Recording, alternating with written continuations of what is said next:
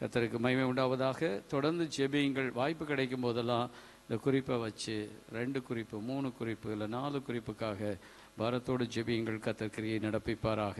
அல்லேலூயா. இந்த இரவு வேளையில் கர்த்தருடைய வார்த்தை நம் மத்தியில் கொடுக்கும்படியாக சிஸ்டர் எவாஞ்சலின் ஜாஷுவா ஆயத்தமாக இருக்கிறார்கள். இந்த வேளையில் தேவனுடைய வார்த்தையை கொண்டு வரும்படி அன்பாய் கேட்கிறேன்.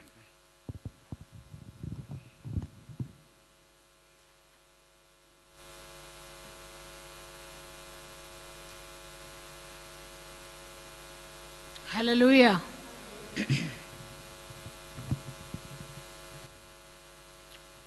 ஜெபம் செய்வோம். பேசும் தெய்வம் நீர், பேசாத கல்லோ மரமோ நீரல்ல.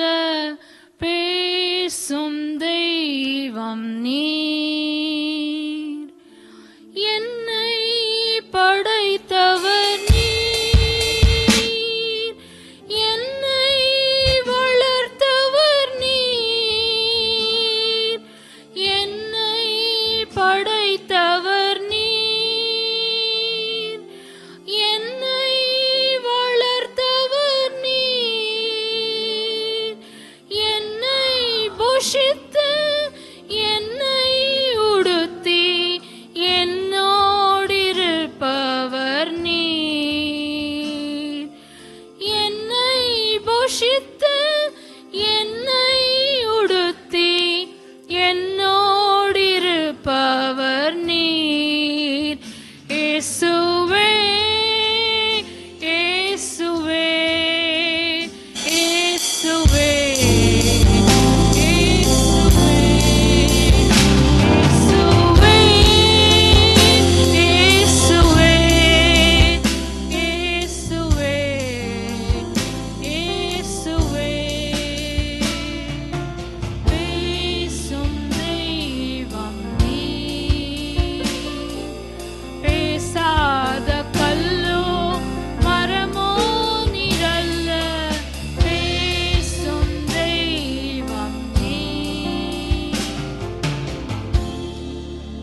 குமாரன் பரிசுத்த ஆவியான திரியேக தெய்வமே, எங்களோடு கூட இந்த ராத்திரி வேளையில பேசுவீராக ராஜா. பரிசுத்த ஆவியானவரே, எங்களோடு கூட இடைபடுங்கப்பா. ஆண்டவரே, நாங்கள் எவ்வளவு ஆண்டவரே காரியங்களை ஆண்டவரே பேசினாலும் பரிசுத்த ஆவியானவருடைய நிறைவு இல்லாவிட்டால் எங்களால் ஒன்றும் செய்ய முடியாதே. எங்களுக்கு உதவி செய்வீராக, கீழ்ப்படிய பண்ணுவீராக, ஆசீர்வாதங்களை சுதந்திரித்துக் கொள்ள கிருபை செய்வீராக. இயேசு கிறிஸ்துவின் நாமத்தில் பிதாவே, ஆமென். இன்னைக்கு மெசேஜ் ரொம்ப சிம்பிள் மெசேஜ் தான். Obey and B blessed. ஆசீர்வாதங்களை சுதந்திரித்துக் கொள்ளும்படிக்கு நீங்கள் கீழ்ப்படிய வேண்டும். உபாகமம் 28:1-2 ஒரு வாசியுங்கள்.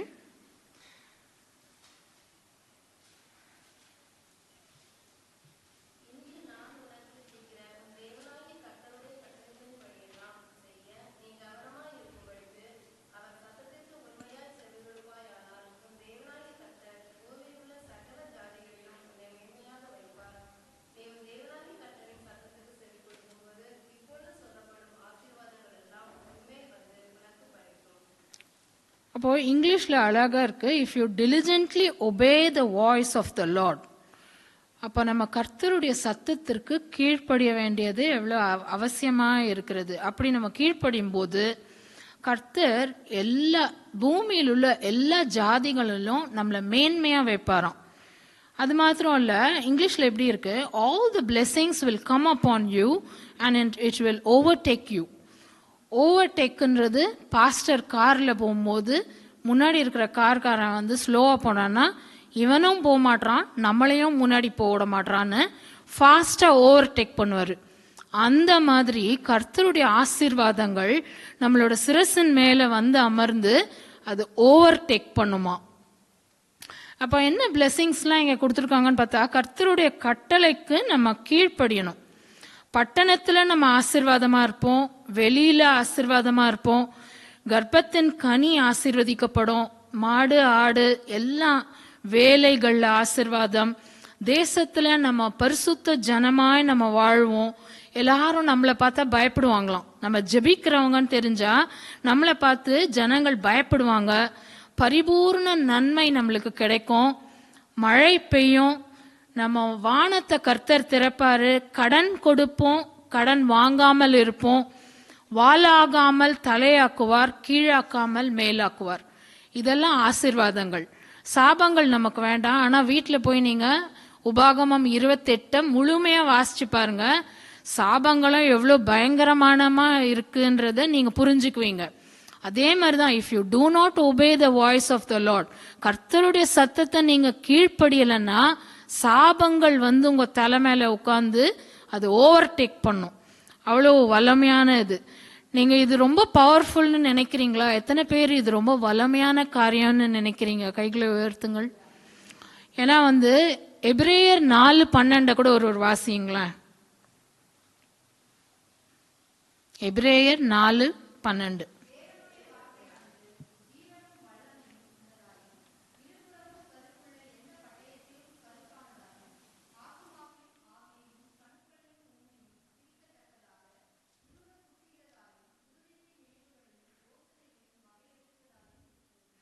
அப்போ தேவனுடைய வார்த்தை வல்லமையுள்ளது. அது இருபுறமும் கருக்குள்ள எந்த பட்டயத்திலும் விட கருக்கானது.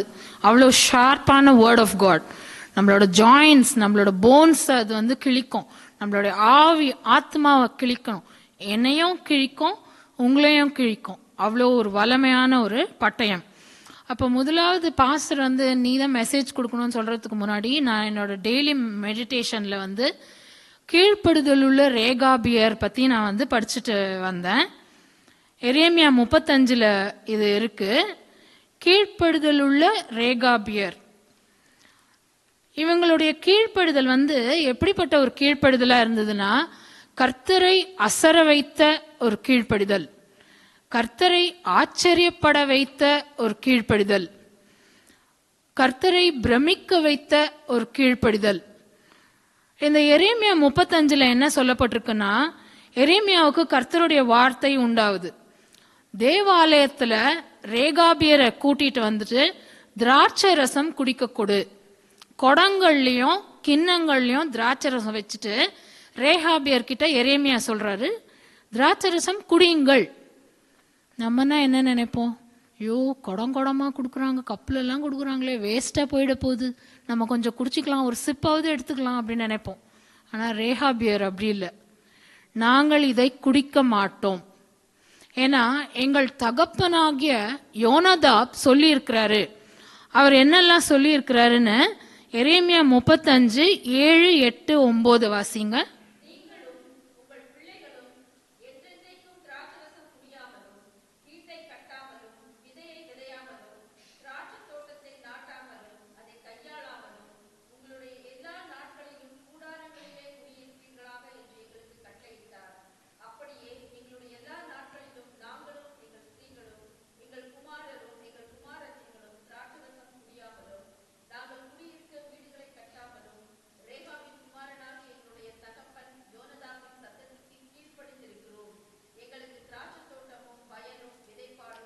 போதும்.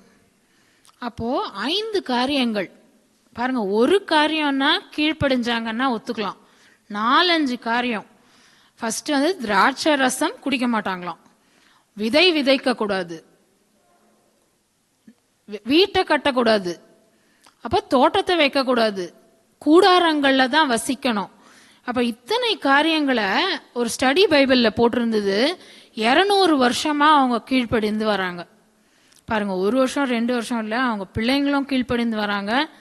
என்ன விதைக்கலன்னா வீடு கட்டலன்னா எப்படி சாப்பிடுவாங்க? கூடாரங்கள்ல தான் வசிக்கணும். ஆனா ஒரு பிரமிக்க வைத்த ஒரு இது. அப்போ தேவன் இந்த காரியத்தை பார்த்துட்டு யூதா ஜனங்களையும் எருசலேம் ஜனங்களையும் பார்த்து சொல்றாங்க, பாருங்க எப்படி கீழ்ப்படுகிறாங்க. நீங்களும் இருக்கிறீங்களே, நான் உங்ககிட்ட தீர்க்கதரிசிகளை அனுப்பினேன், ஊழியக்காரங்களை அனுப்பினேன், அப்ப கூட நான் சொல்ற பேச்ச நீங்க கேட்கவே மாட்டீங்க. ஆனா இந்த ரேகாபியர் 200 வருஷங்களா அவங்க தான் தகப்பன் யோனதாப் சொன்னாரு அப்படின்னு சொல்லிட்டு இந்த 5 காரியங்களுக்கும் கீழ்ப்படுகிறாங்க. 14வது வசனத்தை கூட வாசியுங்கள்.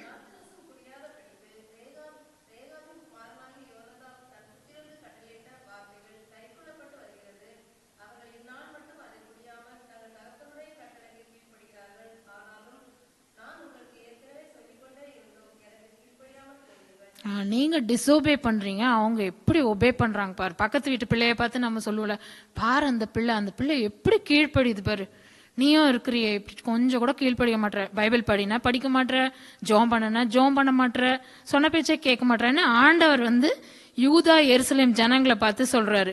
15வது வசனத்தை கூட வாசிங்க. அங்க 3 காரியங்களை ஆண்டவர் சொல்றாரு.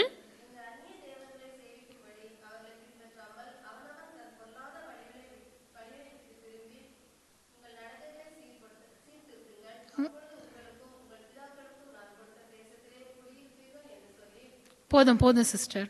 3 காரியங்கள் ஆண்டவர் சொல்றாரு. நீங்க என்ன செய்யக்கூடாது? 3 காரியங்களை செய்யக்கூடாது. நீங்க அந்நிய தேவர்களுக்கு பின்னாடி போகக்கூடாது, மற்ற காட்ஸ் பின்னாடி போகக்கூடாது, உங்க வழியை சீர்திருத்தணும், பொல்லாத வழியை விட்டு திரும்பணும். இந்த 3 காரியங்களை ஆண்டவர் சொல்றாரு.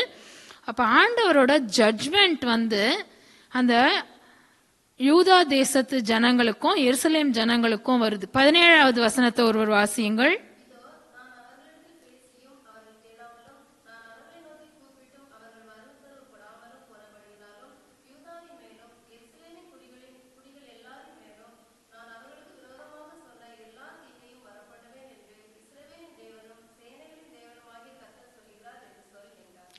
அப்ப கர்த்தர் சொல்றாரு, ஒரு ஜட்ஜ்மெண்ட், ஒரு பனிஷ்மெண்ட். இவ்வளோ நாள் நான் சொல்லியும் நீங்க டிசோபே பண்றீங்களா, ஒரு பனிஷ்மெண்ட். நான் சொன்ன தீங்கை வர பண்ணுவேன். அப்ப இந்த இடத்துல பாருங்க, God curses Judah and Jerusalem people. அப்ப ஆண்டவர் சபிக்கிறாரு. ஆனா இந்த ரேகாபியரை ஆண்டவர் ஆசீர்வதிக்கிறாரு. என்ன சொல்றாரு? 18, 19வது வசனங்களை கூட வாசியுங்கள்.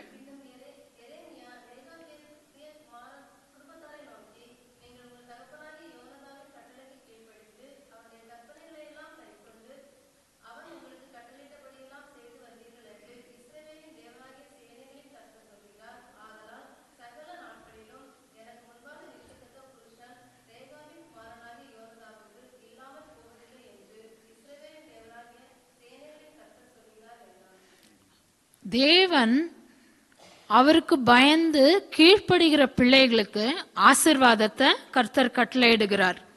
உலக தகப்பனுக்கு அவங்க கீழ்ப்படிஞ்சதுனால பரலோக தகப்பனுடைய ஆசீர்வாதம், கிருபைகள் கிடைத்தது. அப்போ தேவன் என்ன பண்றாருன்னா, ஒரு டெஸ்ட் வச்சு சோதிச்சு பாக்குறாரு ரேகாபியரை. அதுல அவங்க பாஸ் பண்ணிட்டாங்க. அப்ப கம்பேர் பண்றாரு, நீ டிசோபே பண்ற, நீ ஒபே பண்ற.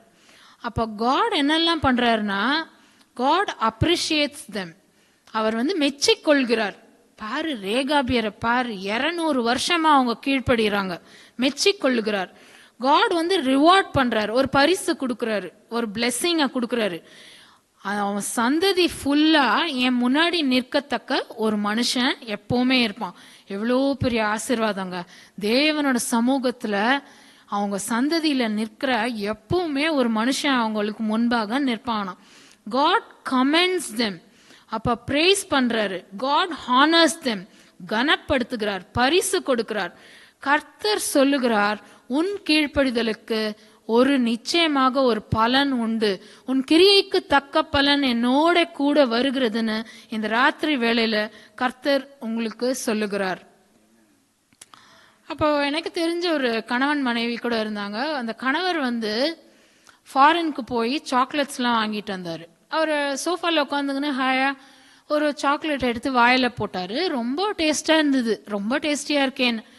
அதுக்கப்புறம் அவர் பின்னாடி இன்கிரீடியன்ஸ்ல படிச்சு பார்த்தாரு, அதுல ரம் இருக்குன்னு. அதை படிச்ச உடனே நீங்களும் நானும் இருந்திருந்தா என்ன பண்ணிருப்போம், ரொம்ப டேஸ்டா இருக்கே, இன்னும் 2 சாக்லேட் சாப்பிடலான்னு நினைப்போம். ஆனா அவரு அப்படி பண்ணல. அவர் ஓடி போய் வாஷ் பேசன்ல துப்பிட்டு வாயை போட்டு நல்லா பிரஷ் பண்ணி கழுவிட்டு, இயேசுவே என்னை மன்னியும், இயேசுவே என்னை மன்னியும்னு அவர் சொன்னாரு. அப்ப பாருங்க, ஒரு சின்ன காரியம்தான். ஆனா எப்படி ஒரு தன்னோட ரட்சிப்பை கலங்கப்படுத்தக்கூடாது. நம்ம தேவனுடைய ஆலயமா இருக்கிறோம், நம்ம ஆலயத்தை கெடுத்தால் தேவன் நம்மை கெடுப்பார்னு அவருக்கு தெரிஞ்சிருக்கு. அதுக்கு தேவ சத்தத்துக்கு அவர் கீழ்ப்படிஞ்சாரு. அதே மாதிரி எனக்கு தெரிஞ்ச ஒரு சிஸ்டர் கூட இருக்கிறாங்க. அவங்க ப்ளம் கேக்கே சாப்பிட மாட்டாங்க. ஏன்னா அதுல ஒருவேளை ரம் ஏதாவது கலந்து இருக்குமோ அப்படின்னு சொல்லிட்டு ஒருவருடைய விசுவாசம் அவங்க கீழ்ப்படிதலுக்கு ஏத்த மாதிரி தான் கர்த்தர் வந்து ஆசீர்வாதங்களை அவங்க சிரசின் மேல அமர பண்ணுவார். அடுத்து ஒரு எக்ஸாம்பிளை பார்க்கலாம். கீழ்ப்படிதல் உள்ள எப்தாவின் மகள். யார் இந்த எப்தா? எப்தா வந்து ஒரு நியாயாதிபதி. அவர் வந்து ஒரு பலத்த பராக்கிரமசாலி, பரஸ்திரியின் குமாரன். அவர் வந்து ஒரு காட் ஃபியரிங் லீடர். அவர் வந்து ஒரு பீஸ் மேக்கர். அம்மோன் புத்திரர் இஸ்ரவேலுக்கு விரோதமாய் யுத்தம் பண்ண வந்தார்கள். அப்போ வந்து இந்த எப்தா தான் வந்து லீடரா இருந்து நம்ம இதை வந்து முதல்ல சமாதானமா முடிப்போம் அப்படின்னு சொல்லிட்டு அவர் பேச்சுவார்த்தை பண்றாரு. பாருங்க, இந்த தேசங்களெல்லாம் கர்த்தர் எங்களுக்கு கொடுத்தாரு, நாங்களாம் உங்ககிட்ட இருந்து புடுங்கிக்கல, கர்த்தர் எங்களுக்கு கொடுத்தாரு இந்த தேசங்களான்னு பீஸ் மேக்கரா இருக்கிறாரு. நமக்கு தெரியும், புதிய ஏற்பாட்டுல சொல்லப்பட்டிருக்கு, சமாதானம் பண்ணுகிறவர்கள் பாக்கியவான்கள், அவர்கள் தேவனுடைய புத்திரர் எனப்படுவார்கள்.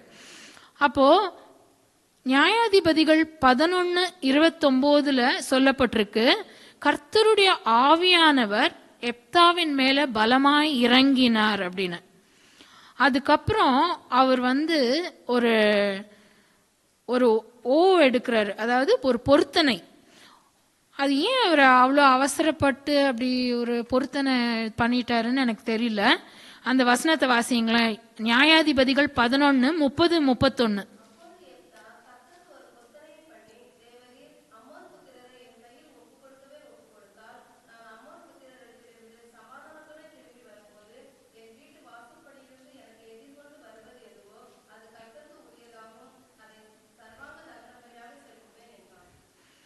அப்ப பாருங்க, என் வீட்டுக்கு வெளியில எது வருதோ அதை வந்து நான் பர்ன்ட் ஆஃபரிங்கா கொடுத்துருவேன்னு. இது வந்து சில ஸ்டடி பைபிள்ஸ்ல போட்டிருக்கு, it's a very rash and foolish vow அப்படின்னு. ஆனா நம்ம வந்து நம்ம நினைக்கிறது வந்து நடக்காது. நான் நினச்சிட்டு இருந்தேன் என் பையன் தான் அடுத்தது மெசேஜ் கொடுப்பான்னு. ஆனால் பாஸ்டர் வந்து சொன்னார் நான் கொடுப்பேன். அப்போ நம்ம நினைக்கிறது நடக்காது. மேடை வேணும்னு ஆசைப்பட்டப்பெல்லாம் மேடை கிடைக்கல.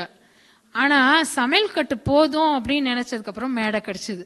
அப்போ நம்ம நினைக்கிறது நடக்காது, நம்ம நினைக்காதது தான் வந்து நடக்கும். எப்போ என்ன நினைச்சிருப்பாரு, ஒரு ஆடு மாடு கோழி குதிரை கழுதை ஏதாவது வீட்டுக்கு வெளியில வரும், நம்மளுக்கு ஜெயமா நம்ம சமாதானமா வரும்போது என்ன பண்ணலாம், அதை வந்து ஒரு சர்வாங்க தகன பலியா கொடுத்துடலாம் அப்படின்னு நினைச்சிருப்பாரு.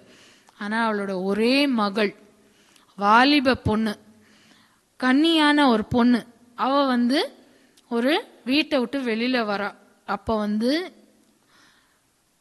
எப்தா வந்து என்ன சொல்றாருன்றத நியாயாதிபதிகள் 11:34-35-36 கூட ஒரு வாசியங்கள்.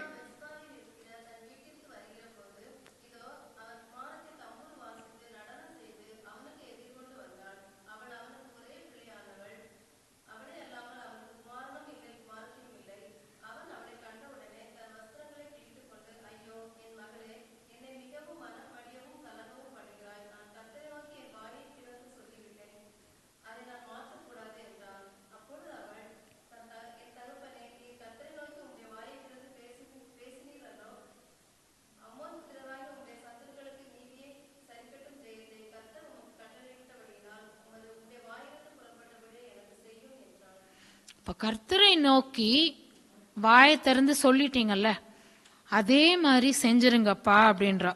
அப்போ என்ன மாதிரி ஒரு பிள்ளை பாருங்க, ஒரு பத்திரமாத்து தங்கம். ஒரு பிள்ளைன்னா இப்படி தான் இருக்கணும்.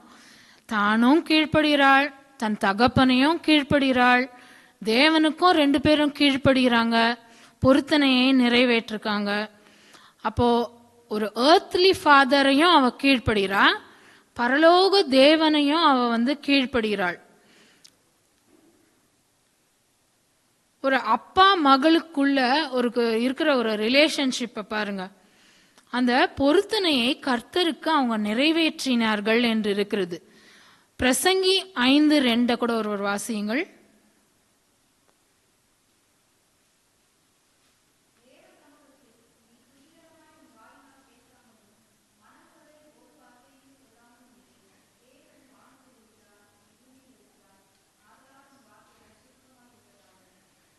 ஆண்டவருக்கு முன்பாக நம்ம சொல்லுகிற வார்த்தைகள் வந்து ஃபியூவா இருக்கணும், ரொம்ப நிறைய நம்ம பேசிட்டோம்னா திருப்பி, அதாவது வெளியில வாயிலேருந்து வெளியில வந்துருச்சுன்னா அள்ள முடியாது. அது மாதிரி தான் இங்கே எப்தா மாட்டிக்கினாரு. அவரா பொருத்தனை பண்ணிட்டு அதை நிறைவேற்ற வேண்டிய ஒரு சூழ்நிலை இருந்திருக்கு. நானும் என் மகளும் கூட ஒரு பொருத்தனை பண்ணினோம். இந்த மாதிரி நாங்கள் வேலைக்கு போயிட்டு முதல் மாத சம்பளம் எது வருதோ அதை அப்படியே கவரோடு வந்து ஆண்டவருக்குன்னு நாங்கள் அதை செலுத்துவோம் அப்படின்னு. அப்படி நாங்கள் செலுத்தின பொழுது, அந்த பொருத்தனையை நிறைவேற்றின பொழுது, எனக்கும் என் திருமண காரியங்களில் ஒரு ஆசீர்வாதத்தை கர்த்தர் கட்டளையிட்டாரு. அந்த கீழ்ப்படிதலுக்கு என் மகளுடைய திருமண காரியங்கள்லையும் கர்த்தர் ஒரு ஆசீர்வாதத்தை கர்த்தர் கட்டளையிட்டார். ஆனால் வேறு ஒரு பொருத்தனை நான் செஞ்சேன், அதை நான் சொல்ல விரும்பலை. ஆனால் அது தேவையில்லாத பொருத்தனையோ, நம்ம ஏன் அவசரப்பட்டு தேவையில்லாமல் அப்படி பொருத்தனை பண்ணிட்டோமோ அப்படின்னு. நம்மளோட வார்த்தைகள் வந்து கொஞ்சமாக இருக்கணும் தேவனோட சமூகத்தில். பிரசங்கி 5:5 கூட ஒரு வாசியுங்கள்.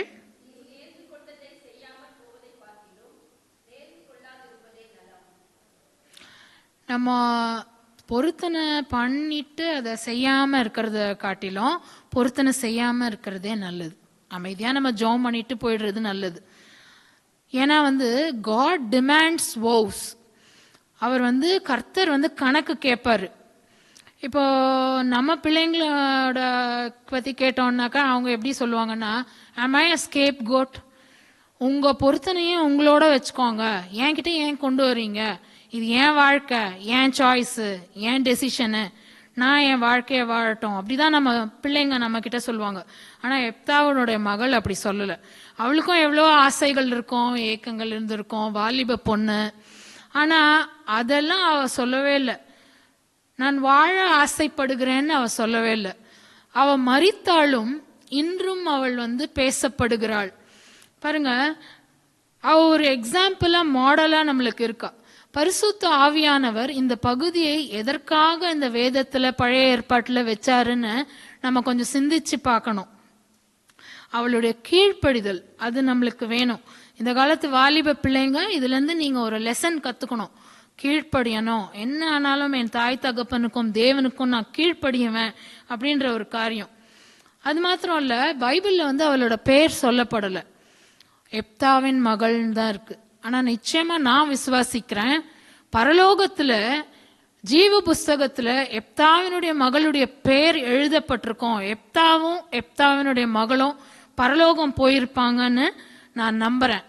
இதே மாதிரி தான் ஒரு ஊழியக்காரர் கிரஹாம் ஸ்டெயின்ஸ், அவரும் அவருடைய 2 பிள்ளைகளும் சர்வாங்க தகன பலியை, அதாவது ஜீப்பில் வச்சு பூட்டிட்டு ராத்திரி அவங்க தூங்கிட்டு இருக்கும்போது எரிச்சிட்டாங்க. அப்போ பாருங்க, கர்த்தருக்காக ஊழியம் செய்யணும்னு ஒப்பு கொடுத்து வந்துட்டு அவரும் அவருடைய 2 மகன்களும், அவங்க ஒய்ஃபும் அவங்க பொண்ணும் வீட்டில் இருக்கிறாங்க. இவங்க கிரஹாம் ஸ்டெயின்ஸும் அவருடைய 2 மகன்களும் ஜீப்பில் தூங்கிட்டு இருக்கிறாங்க. ஆனால் அந்த எதிர்ப்பாளர்கள், கிறிஸ்தவ எதிர்ப்பாளர்கள் அவரை உயிரோடே வச்சு எரிச்சிட்டாங்க. பாருங்க, அவங்க இவங்கெல்லாம் வந்து முட்டாளா? எப்தா முட்டாளா? எப்தாவோட மகள் முட்டாளா? கீழ்ப்படுகிறவர்கள், இந்த மாதிரி இரத்த சாட்சியாக மறிக்கிறவர்கள், இவங்களுக்கெல்லாம் ஒரு நோக்கம் இருக்குல்ல. இவங்க வந்து மரித்தாலும் பேசப்படுகிறார்கள். எனக்கு என்னென்னா, சாபமாக வாழறதை விட ஆசீர்வாதமாக சாவறதே நலம்ல. ஏன்னா தேவன் வந்து எல்லாத்துக்கும் கண்ட்ரோலில் இருக்கிறாரு. God is in control of everything. God expects our obedience. எப்தா வந்து அவங்க மகளை ட்ரஸ்ட் பண்ணுறாரு. அவ சொல்கிறா, 2 மாதம் எனக்கு டைம் கொடுங்கப்பா, நான் போய் மலைகளில் போய் என் தோழிகளோட கூட கொஞ்சம் போய் இருந்துட்டு நான் துக்கம் கொண்டாடிட்டு வரேன்னு. இது பாருங்க, இது வந்து டிலேட் ஒபீடியன்ஸ் தான். Delayed obedience is better. ஏன்னா disobedience is rebellion and it's a curse. ஆனால் டிலேட் ஒபீடியன்ஸ் இஸ் பெட்டர். ஏன்னா பெட்டர் லேட் தேன் நெவர். ஏன்னா அவளோட மகள் வந்து 2 மாதம் அந்த மாதிரி போயிட்டு நோ பிளான் சேஞ்ச். அவளோட மைண்ட் மாறல, எதுவுமே மாறல, அவள் கன்னியாக இருக்கிறா. 2 மாதம் கழித்து வரா. அதே மாதிரி சர்வாங்க தகன பலியாய் எப்படி கொண்டு இருப்பாங்களோ யோசிச்சு பாருங்களேன். பலிபீடத்தை கட்டி கட்டைகளை அடுக்கி கையக்கால கட்டி போட்டு, ஒரு வேளை கொன்னதுக்கப்புறம் எரிச்சிருக்கலாம், இல்லை எரிச்சதுக்கப்புறம் எப்படி கொன்னாங்களோ தெரியல. ஆனால் ஒரு பயங்கரமான ஒரு கீழ்ப்படிதல். இது பயங்கரமான ஒரு கீழ்ப்படிதல். இந்த ஒரு அடக்கம், ஒரு தாழ்மை, நல்ல பண்புகள் எல்லாம் வெளிப்படுது பாருங்களேன் வேதத்துல. இதெல்லாம் நம்ம வந்து நிறைய மெடிடேஷன் பண்ணணும். நீங்க என்ன சொல்றது, நான் என்ன கேட்கறது, அந்த மாதிரி ஒரு ஆட்டிடியூட் கிடையாது. சொல்லும் அடியேன் கேட்கிறேன், கீழ்ப்படுகிறேன் அப்படின்ற ஒரு ஹம்பிள் ஆட்டிடியூட். அப்போ கீழ்ப்படியாமை, முரட்டாட்டம், ஸ்டபர்னஸ், அடங்காப்பிடைத்தனம், இது எல்லாம் நம்ம விட்டு விடணும். நான் வந்து கீழ்ப்படிவேன் ஆண்டவரே, பரிசுத்த ஆவியானவரே நீங்க என்னோடு கூட பேசிக்கொண்டு இருக்கிறீர், உமக்கு நான் கீழ்ப்படிவேன், ஆசீர்வாதங்களை பெற்றுக்கொள்வேன். ஏன்னா வந்து தேவன் உங்களை ஆசீர்வதிக்க சித்தமாய் இருக்கிறார். தேவன் வந்து சொல்றாரு, நீதிமானுடைய சிரசின் மேல ஆசீர்வாதங்கள் தங்கும். உண்மையுள்ள மனுஷன் பரிபூர்ண ஆசீர்வாதங்களை பெறுவான் என்று. சின்ன வயசுல கூட எங்க அப்பா நான் இருக்கும்போது ஒரு பண்டிகைகளில் வந்து கரும்பு சாப்பிடுவோம். அப்போ வந்து எங்கள் அப்பா, நான் சொல்லுவேன், ரொம்ப நிறைய கரும்பு சாப்பிட்டுடுவோம். அப்போ பயங்கரமாக வாயெல்லாம் எரியும். அப்போ எங்கள் அப்பா கிட்ட நான் சொல்லுவேன், அப்பா வாயெல்லாம் பயங்கரமாக எரியுதுப்பா அப்படின்னு. எங்கள் அப்பா சொல்வார், அவ்வளோ ஜெர்ம்ஸ் இருக்குமா உன் வாயில், வந்து அவ்வளோ கிருமிகள் இருக்குது, அதெல்லாம் சாகுது அப்படின்னு. சின்ன நம்ப மாட்டீங்க, அவர் நிஜமாக சொன்னாரா பொய் சொன்னாரா எனக்கு தெரியாது. நான் அப்படியே நம்பிட்டேன். அப்படியாப்பா அவ்வளோ கிருமிகள் இருக்கா என் வாயில, நான் அப்படியே கீழ்ப்படுகிறேன்ப்பா, இன்னும் நல்லா சாப்பிட்டு நல்லா கிருமியெல்லாம் நல்லா சாகணும்னு. பாருங்க, சில சமயம் சிரிப்பு வரும் நம்மளுக்கு. ஆனால் எங்கள் அம்மா சொல்லுவாங்க, பீட்ரூட் அப்படியே பிளட்டுமா, அது சாப்பிடுமான்னு. அப்படியாம்மா, பீட்ரூட் அப்படியே பிளட்டா, சரிம்மா நான் கொடுங்க, நிறைய கொடுங்க, நான் சாப்பிட்றேன். அம்மா அப்பாவுக்கு ஒரு கண்மூடித்தனமான ஒரு கீழ்ப்படுதல், இம்ப்ளிசிட் ஒபீடியன்ஸ். அதே மாதிரி எங்கள் அப்பா வந்து பயங்கரமாக கொட்டுவார். மேக்ஸ் படிக்கணும் அப்படின்றதுக்காக அவர் பிஎஸ்சி மேக்ஸு, எனக்கு மேக்ஸ் சுத்தமாக வரவே வராது. பயங்கரமாக கொட்டுவார், நறுக்குன்னு கொட்டுவார். நீங்கள்லாம் இமேஜினே பண்ண முடியாது. கண்ணுக்கு நல்லா கலங்கி போயிடும், ஒரு நிமிஷம் நம்மளுக்கு ஒன்றுமே புரியாது. ஆனால் அந்த சின்ன வயசில் கூட அந்த கீழ்ப்படுதலோடு கூட தான் வளர செய்தார் தேவன். முதலாவது தேவனுக்கு கீழ்ப்படி, அப்பாவுக்கும் அம்மாவுக்கும் கீழ்ப்படி. முதலாவது தேவனுக்கு கீழ்ப்படி, அப்பாவுக்கும் அம்மாவுக்கும் கீழ்ப்படி. கீழ்ப்படியும் பிள்ளைகள் பிரியமான பிள்ளைகள், கீழ்ப்படியும் பிள்ளைகள் பிரியமான பிள்ளைகள், அவர்களே தேவன் விரும்பும் பிள்ளைகள், அவர்களே தேவன் விரும்பும் பிள்ளைகள். பலியை பார்க்கிலும் கீழ்ப்படிதலை, பலியை பார்க்கிலும் கீழ்ப்படிதலை தேவன் விரும்புகிறார், தேவன் விரும்புகிறார்.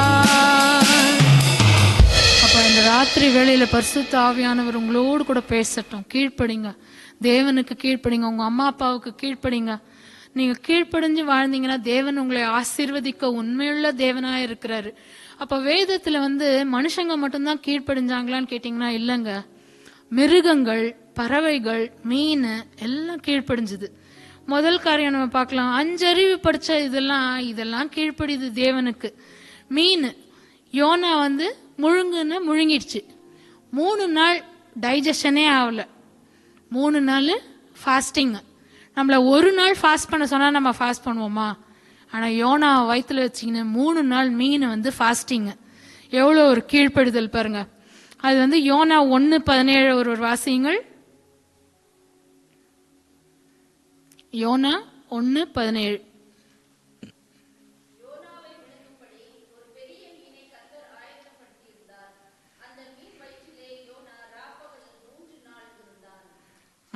பாருங்க, யோனா முழுங்குன்னு சொன்னா முழுங்கிடுச்சு மீன். 2:10 வாசியுங்கள்.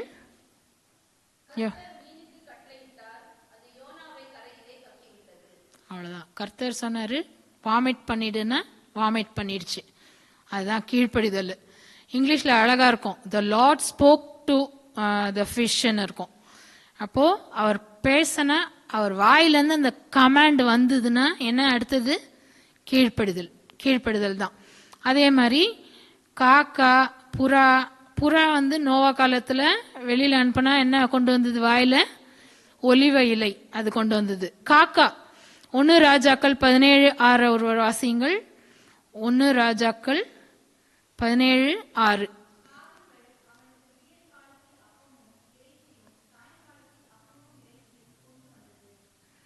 அப்போ எலியாவுக்கு காலையிலயும் சரி சாயந்தரமும் சரி அப்பமும் இறைச்சியும் காக்கா தான் கொண்டு வந்தது. காக்கா நம்மளுக்கு வந்து போட்டா நம்ம சாப்பிடுவோமா? ஐயா அதெல்லாம் ரொம்ப டர்ட்டி அப்படின்னு சொல்லுவோம். ஆனா எலியா அதை சாப்பிட்டு தான் உயிர் வாழ்ந்தாரு. அதே மாதிரி கழுதை, எண்ணாகமத்துல சொல்லப்பட்டிருக்கு. கழுதை வந்து அது வந்து தேவ தூதனை பார்த்துட்டு இந்த பக்கம் போச்சு, ஒரு அடி கொடுத்தாரு. யாரு? பாலாம், பிலேயாம். இந்த பக்கம் போச்சு, காலை வந்து செவுத்துல நசுக்கிடுச்சு, இன்னொரு அடி கொடுத்தாரு. கீழே உட்காந்துருச்சு, இன்னொரு அடி கொடுத்தாரு. 3 அடி வாங்கிட்டு அப்போ என்ன தேவன் என்ன பண்றாருன்னா கழுதையோட வாயை திறக்கிறாரு. திறந்த உடனே கழுதை பேசுது. என்ன எஜமானே, 3 வாட்டி என்ன அடிச்சிட்டீங்களே, நான் இது வரைக்கும் உங்களுக்கு எவ்வளோ நல்லது பண்ணியிருக்கேன். நான் முன்னாடி போயிருந்தேன்னா உங்க தலை போயிருக்கோம், நான் முன்னாடி போகல, அதனால்தான். அப்போ பார்த்தீங்கன்னா 22 எண்ணாகமம் 22 23 ஒரு வாசியங்கள்.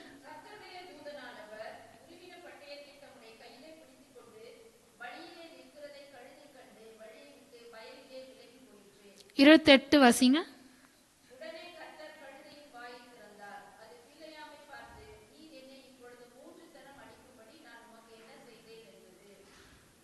முப்பத்தொன்னு.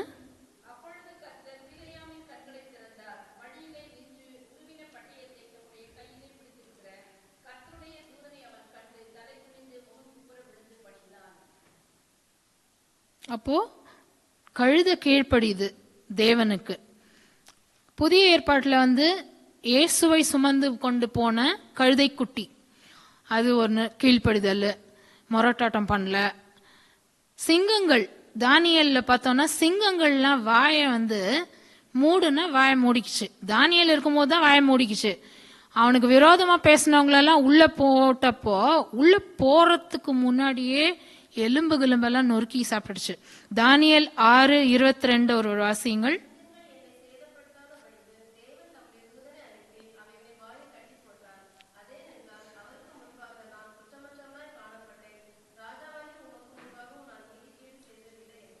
இருபத்தி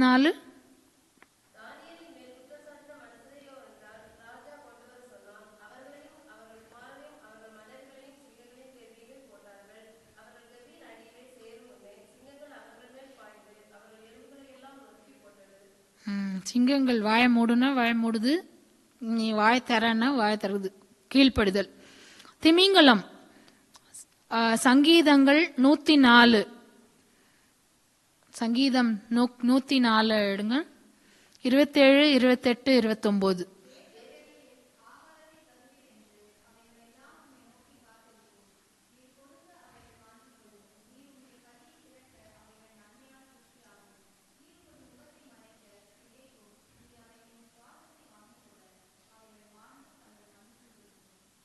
அப்போ ஆகாரத்தை கொடுக்கும் போது வாங்கிக்குது. ஆண்டவர்கிட்ட ஆண்டவர் வந்து கொஞ்சம் முகத்தை மறைச்சாருன்னா திகைக்குது. மாண்டு போன்னு சொன்னாருன்னா மாண்டு போயிடுது, கீழ்ப்படிதல். திமிங்கலம் கீழ்ப்படிது. அதே மாதிரி நோவா காலத்திலையும் கூட எல்லா மிருகங்கள், பறவைகள், ஊரும் பிராணிகள்லாம் பேழைக்குள்ள போனா எல்லாம் போச்சு லைனா. த லார்ட் ஷட் த டோர்னு இருக்கு. கர்த்தர் அந்த பேழையின் கதவை பூட்டினார்னு இருக்கு. வெளியே வானா எல்லாம் ஆண்டவரோட கமாண்டுக்கு கீழ்ப்படிந்து வெளியே வந்தது. அப்ப பாருங்க, 5 அறிவு படிச்ச மிருகங்கள் எல்லாம் தேவனுக்கு கீழ்ப்படிதே. நம்ம 6 அறிவு படைச்ச மனுஷங்கன்னு சொல்றோம், நம்ம எந்த அளவுக்கு தேவனுக்கு கீழ்ப்படியணும். இப்போ கீழ்ப்படிதலை குறித்து நிறைய காரியங்களை பார்த்தோம். கீழ்ப்படியாமை அப்படின்றதுல வந்து ஒரு 2 எக்ஸாம்பிள் பார்க்கலாம். சிம்சோனை பத்தின காரியங்கள் இருக்கு. எண்ணாகமம் 6 எழுதுறவங்க எழுதிக்கோங்க. எண்ணாகமம் 6ல் நசரேய விரதம்னு ஒன்று சொல்லப்பட்டிருக்கு. தேவனுக்கு பரிசுத்தமாய் இருக்கிற காரியம். அதில் என்ன சொல்லப்பட்டிருக்குன்னா, திராட்சரசம் குடிக்கக்கூடாது, அசுத்தமானதை சாப்பிடக்கூடாது, தலைமுடி மேல சவரன் கத்தி படக்கூடாது. பாருங்க, திராட்சைன்னா அதோட கொட்டை தோலை கூட சாப்பிடக்கூடாது. அவ்வளோ தேவனுக்கு பரிசுத்தமான ஒரு வாழ்க்கை வாழணும். அதுதான் நசரேய விரதம். ஆனா இந்த சிம்சோனு சின்ன வயசுல அவங்க அம்மா அப்பா சொல்லியிருப்பாங்கல்ல, அவருக்கு தெரியும், நல்லா தெரியும் அவர் ஹேர்ல தான் ஸ்ட்ரென்த்துன்னு. அது தெரிஞ்ச அவருக்கு அசுத்தமானதை சாப்பிடக்கூடாதுன்னு தெரியாதா? ஆனா அவர் என்ன பண்றாரு, ஒரு இடத்துல போகும்போது சிங்கத்தை ஆட்டுக்குட்டியை கிழிக்கிறத போல கிழிச்சிடுறாரு. அதுல 10 நாள் 15 நாளுக்கு அப்புறமா பார்த்தா அதெல்லாம் அழுகி போய் அங்க ஒரு தேனீக்கள் தேன் கூடு கட்டியிருக்கோம். அதை எடுத்து அவர் சாப்பிட்டுட்டு அவங்க அம்மா அப்பா கிட்டையும் கொடுப்பாரு. அதை சொல்லவும் மாட்டார் அவங்க அம்மா அப்பா கிட்ட. நியாயாதிபதிகள் 14:9 கூட ஒரு வாசியுங்கள்.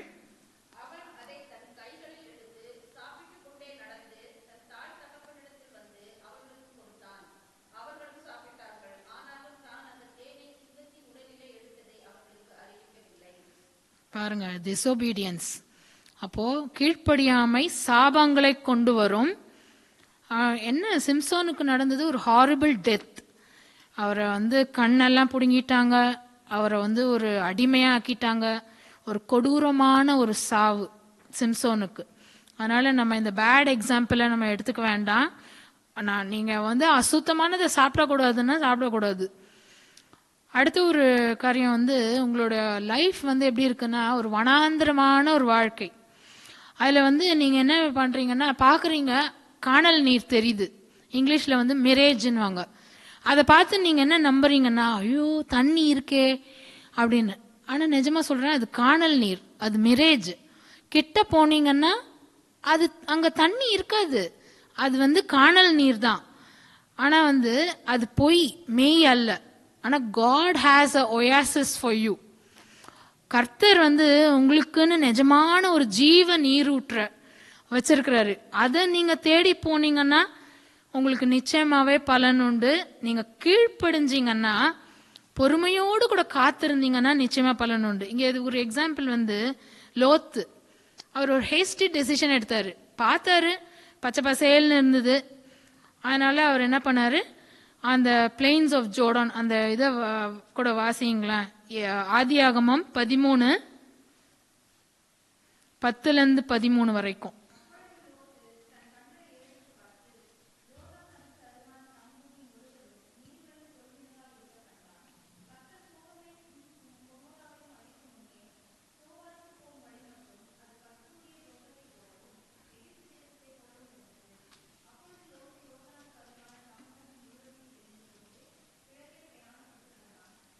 போதும். அப்போ சோதோம் பக்கத்துல போயிட்டாரு. அவருக்கே தெரியல, பார்க்க பச்சை பசேல் இருந்தது, நல்லா இருந்ததுன்னு போயிட்டாரு. ஆனா அங்க என்ன இருந்ததுன்னா பாவம், அசுத்தம், விபச்சாரம். தேவ தூதர்கள் சொல்றாங்க, நாங்க சோதோம் கோமாராவை அழிக்க போறோம், இங்கேருந்து புறப்பட்டு ஓடிப்போன்னு. அப்ப பாத்தீங்கன்னா அவரோட மருமகன், என்ன ஒரு முட்டாள்தனமா இவர் சொல்றாரு, இது என்ன அழிய போகுது, நல்லா தானே இருக்கு அப்படின்னு. அது தேவனோட சத்தத்தை நம்ம முதல்ல நம்பணும், அதை விசுவாசிக்கணும். அது அப்பதான் தேவன் ஆசீர்வதிக்க முடியும். இவர் நம்பல, மருமகன் நம்பல. அப்ப லோத்துவும் அவர் 2 பிள்ளைகளும் காப்பாற்றப்படுறாங்க. நீங்க இங்கிருந்து ஓடுங்க, திரும்பி பார்க்காதீங்க அப்படின்னு ஒரு கட்டளை வருது. தேவதூதன் சொல்றாரு. லோத்துவின் மனைவி திரும்பி பார்த்துட்டு அவ உப்புத்தூண் ஆயிட்டா. அப்போ கீழ்ப்படியாமை. அப்ப பாருங்க, நம்மளோட வாழ்க்கை ஒரு கடல் மாதிரி. அதுல நம்ம ஒரு கப்பல்ல பிரயாணம் பண்றோம்னு வச்சுக்கோங்களேன். ஆண்டவராகிய இயேசு கிறிஸ்து தான் நம்ம கீழ்ப்படியணும். அவர் தான் நம்மளோட கேப்டன். அவருக்கு கீழ்ப்படியாஞ்சாதான் நம்ம அக்கறை போய் சேர முடியும், பரலோகம் போய் சேர முடியும். முடிவு பரியந்தம் நிலைத்திருக்கிறவனே ரட்சிக்கப்படுவான் என்று இருக்கிறது. அப்போ இந்த காரியங்களெல்லாம் நம்ம பார்த்தோம் பாருங்க. ஒரு தனி மனிதனுடைய கீழ்ப்படிதல், எப்தாவினுடைய கீழ்ப்படிதல், அவன் மகளுடைய கீழ்ப்படிதல், பொருத்தனையை நிறைவேற்றினார்கள். அது நிச்சயமா பரலோகம் போயிருப்பாங்க. பரலோகத்துல ஜீவ புஸ்தகத்துல அவங்க பெயர்கள் எழுதப்பட்டிருக்கும். ஒரு கூட்ட ஜனங்கள், ரேகாபியர், அவங்களுடைய கீழ்ப்படிதல், அவங்க உலக தகப்பனாகிய யோனதாபுக்கு கீழ்ப்படிந்தாலும் பரலோக தகப்பனுடைய ஆசீர்வாதங்களை அவன் சந்ததி முழுவதும் கர்த்தருக்கு முன்பாக நிற்கத்தக்க ஒரு மனுஷன் எப்பவும் எனக்கு முன்பாக நிற்பான்னு பெரிய ஆசீர்வாதம், அதை பெற்றுக்கொள்றோம். அப்ப பாருங்க, மனுஷங்க கீழ்ப்படுகிறாங்களான்னு பார்த்தா மிருகங்கள், பறவைகள், மீன் எல்லாம் ஆண்டவருக்கு பயங்கரமா கீழ்ப்படியுது. அப்போ ஆபிரகாமுடைய கீழ்ப்படிதலும் நம்ம படிக்கிறோம், பெரிய கீழ்ப்படிதல். அவர் முதல்ல உன் தகப்பனை விட்டும் உன் இனத்தை விட்டும் நீ போன்னு சொன்னப்போ எங்க போறோன்னே தெரியாமே அவர் போனாரு. நீ கானானுக்கு போன ஆண்டவர் சொன்னாரா? இல்ல, நீ முதல்ல இந்த இடத்தை விட்டு கிளம்பு, நீ போ. எபிரேயர் 11:8 ஒருவர் வாசியுங்கள்.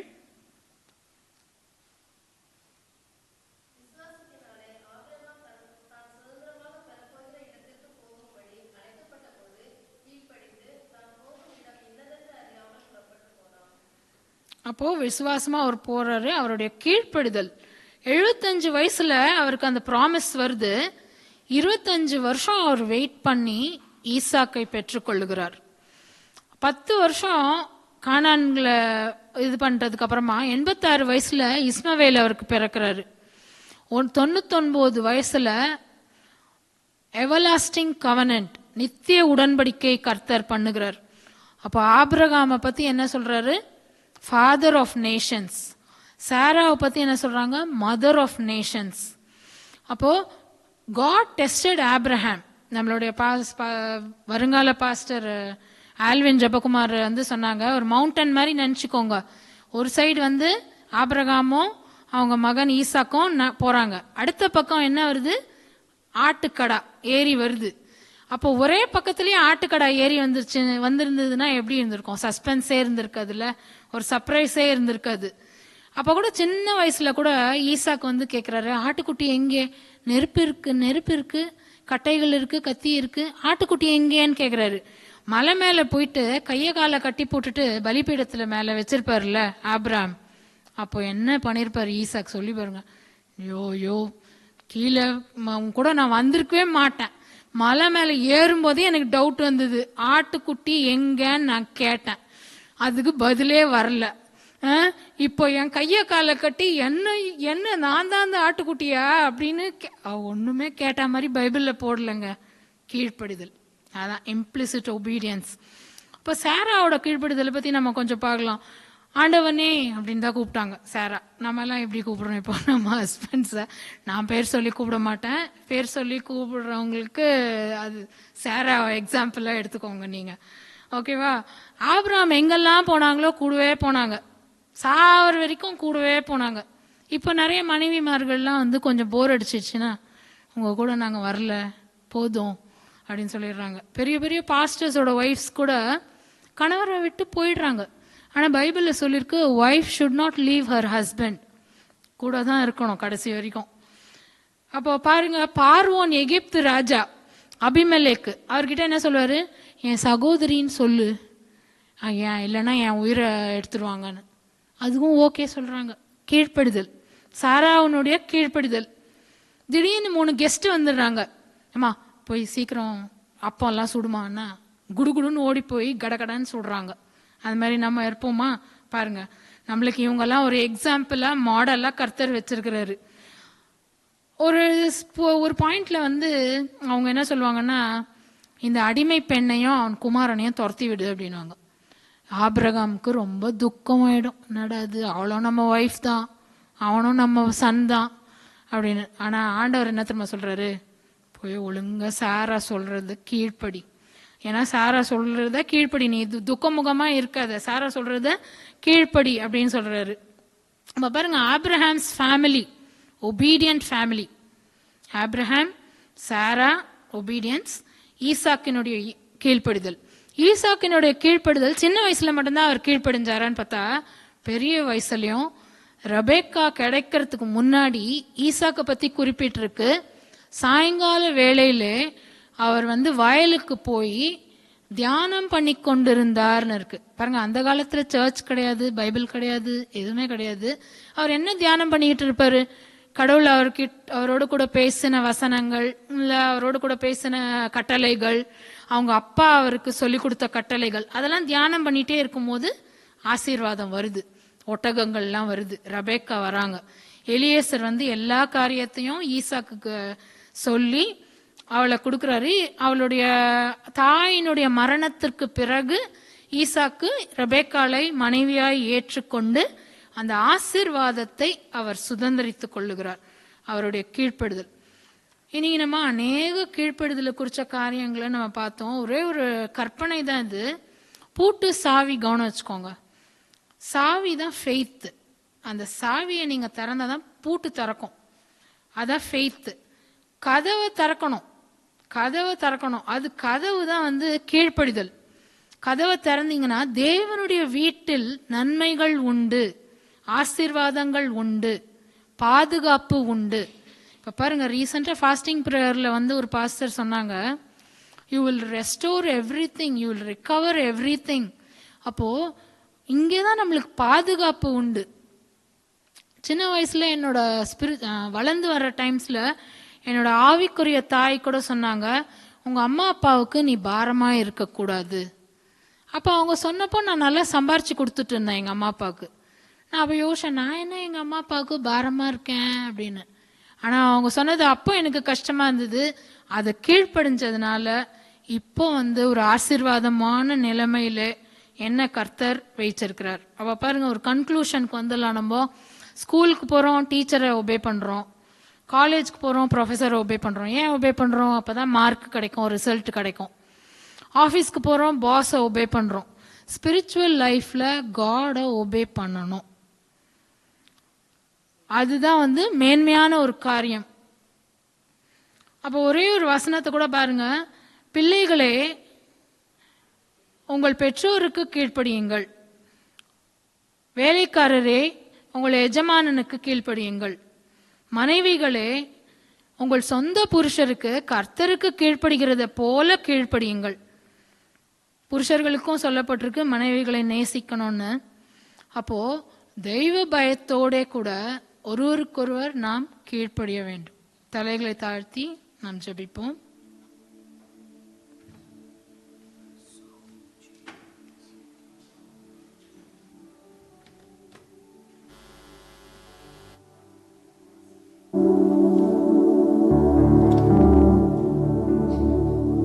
தேவனுடைய வார்த்தைக்கு கீழ்ப்படிவோம். ரேகாபின் குடும்பத்தை குறித்து ஆண்டவர் சொன்னார். நல்ல ஒரு சாட்சியை ஆண்டவர் கொடுத்தார். அவர்களை குறித்து ஆண்டவர் பாராட்டினார். இந்த இரவு வேளையில என்னை குறித்து, என் வீட்டை குறித்து ஆண்டவர் என்ன சொல்ல முடியும்? நம்ம எல்லாரும் எழுந்து நிற்போமாக.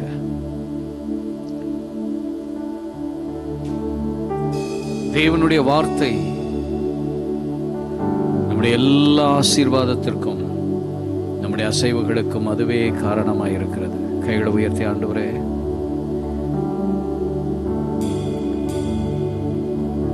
தேவனை அறியாத ஒரு கூட்டம் உலக பிரகாரமான தங்கள் தகப்பன் சொன்னதை அப்படியே கடைபிடித்து வாழ முடியும் என்றால், ஆண்டவரும் அவர்களுடைய நடக்கைகளை அங்கீகரித்து சாட்சி கொடுக்க முடியும் என்றால், இந்த வேளையில் கைகளை உயர்த்தி, ஆண்டவரே, நானும் என் வீடும், ஆண்டவரே, எங்கள் குடும்பமும் உமது வார்த்தைக்கு கீழ்ப்படிந்தவர்களாய் நாங்கள் எப்போதும் இருக்க ஒப்புக் கொடுக்கிறோம்.